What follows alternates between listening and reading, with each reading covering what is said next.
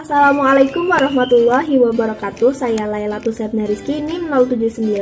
Di sini saya akan menjelaskan tentang bab 6, yaitu sistem manajemen basis data. Yang pertama yaitu organisasi data. Perusahaan menyimpan data dalam jumlah besar karena ada sangat banyak transaksi. Nah, data itu terorganisasi dalam sebuah hierarki data. Hierarki data adalah sebagai berikut. Yang pertama ada field, yaitu unit data yang terkecil yang menyimpan sebuah data.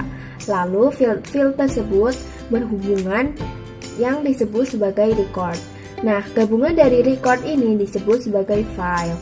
Nah, sekumpulan file itu disebut sebagai basis data. Spreadsheet sebagai basis data sederhana. Jadi, spreadsheet adalah kumpulan dari baris dan kolom. Nah, spreadsheet ini bisa mewakili dari basis data yang sederhana. Ada kolom yang dapat mencerminkan file, lalu ada judul kolom yang berisi nama-nama field data. Nah, baris-baris ini berisi nilai field.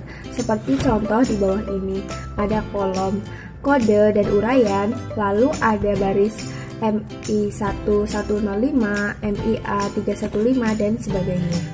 Lalu ada flat files, yaitu tabel yang tidak memiliki kolom yang berulang.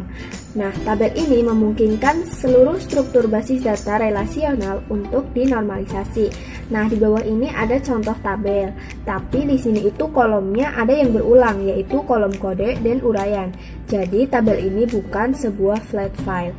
Nah, flat file itu jika kolomnya itu tidak ada yang berulang. Selanjutnya ada field kunci, yaitu field atau kombinasi field yang berisi satu nilai yang secara unik dapat mengidentifikasi masing-masing record dalam tabel. Nah, ada juga istilah kandidat kunci, yaitu field yang secara unik mengidentifikasi masing-masing baris tabel, namun bukan kunci. Nah, pada tabel di bawah ini, kunci fieldnya itu yaitu ISBN, yang mewakili seluruh kode yang di bawahnya.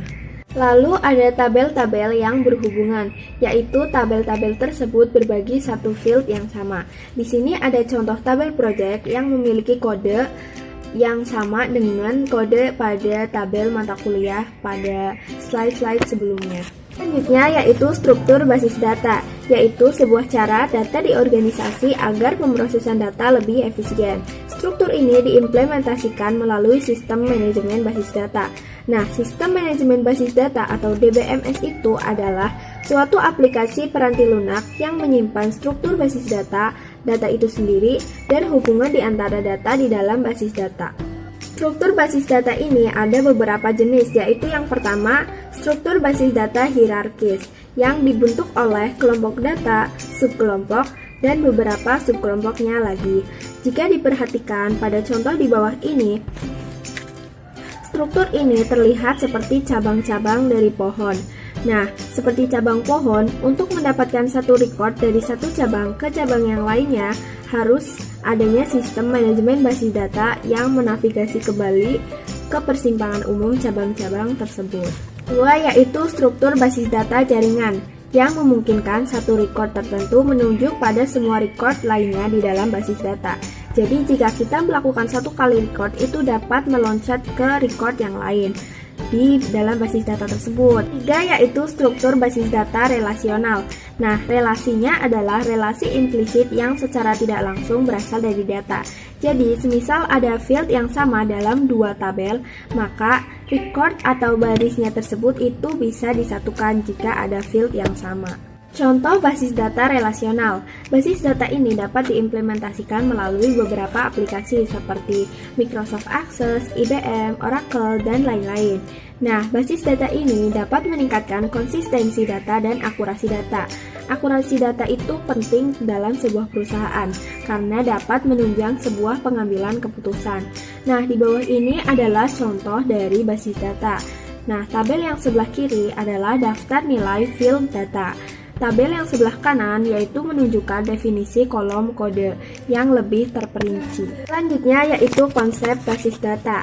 Ada istilah independensi data, yaitu kemampuan untuk melakukan perubahan pada struktur data tanpa melakukan perubahan pada program aplikasi yang memproses data. Selanjutnya ada kamus data, yaitu mencakup definisi-definisi dari data yang disimpan di dalam basis data dan dikendalikan oleh sistem manajemen basis data. Selanjutnya yaitu membuat basis data. Yang pertama yaitu menentukan kebutuhan data.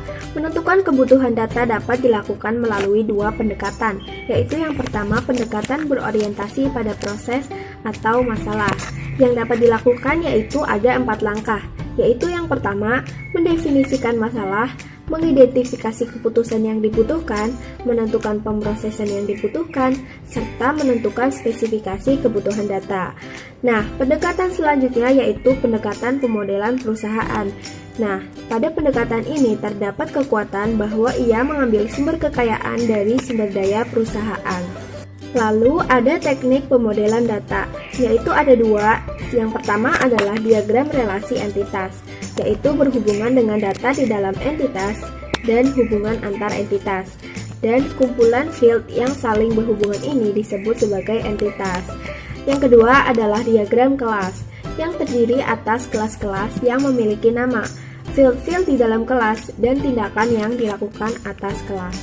Menggunakan basis data, ada beberapa istilah yang terdapat dalam basis data, yaitu yang pertama formulir atau form, yaitu menampilkan satu record saja dalam satu waktu, tidak memberi ikhtisar data, dan tidak melakukan agregasi data.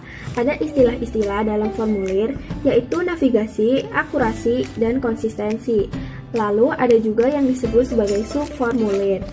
Nah, yang kedua adalah laporan, yaitu data terintegrasi dari basis data yang diformat dengan cara yang akan membantu pengambilan keputusan, jadi berupa ikhtisar dari data.